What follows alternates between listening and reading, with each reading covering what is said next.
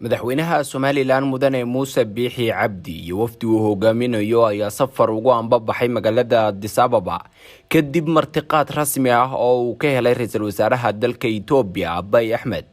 madaxweynaha iyo wafdigiisa oo martiqaad rasmi ah ka helay ra'iisul wasaaraha Itoobiya ayuu safarkoodu qaadan doonaa muddo maalmo ah, waxaana inta ay halkaasi joogaan kulamo gaar ah oo shaqo ay la qaadan doonaan baa lagu yidhi madaxda kala duwan ee dalka Itoobiya iyo kuwa kaleba.